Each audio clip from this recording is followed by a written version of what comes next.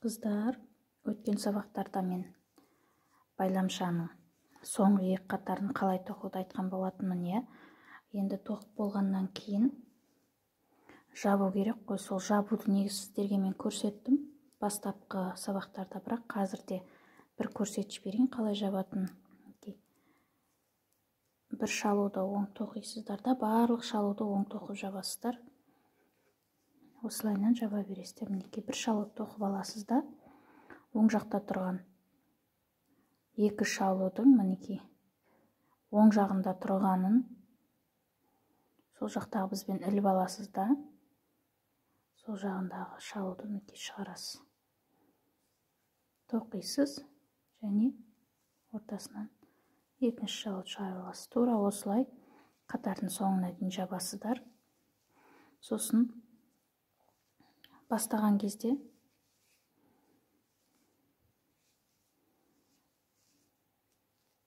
мынандай болып басталған еді ғой. Мына жағы мынандай болып тұр. Егер де мүмкіндік болып жатса, міне мынау осы жақ шалулар әдемі жатыр, көрдіңіздер ме? Осы жағынан жабуға тырысыңыздар. Менде осы керісінше мына жағынан жабылып жатыр екен, енді ештеңе етпес. Мына жағынан да білінбейді, әдемі тұр. Егер де мына жақтан жапқан кезінде екеуі де, не көрдіңіздер ме, мынандай бір келкі жабық болатын еді. Осылайша қатардың соңына дейін жабасыздар. Мына жаққа дейін жабасыздар да, соңын не істейтініңізді көрсетемін қазір. Қыздар, міне соңына келдік. Соңғы екі петляны жабамыз.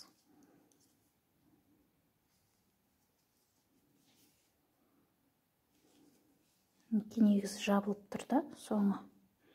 Мына жерлерді соңғысын қосып жаба салайыншы, мен мына жері онша болмай тұр екен. Негізі мінекей жабылып тұр, қыздар. Мына жерден қиып аласыздар да, былайынан өткізіп, жіпті ортасынан өткізіп жіберсеңіз жабылады. Бірақ мен мына соңғы екеуінде өткізе салайын. Жиегінде тұрғандарын шамалы тартайын.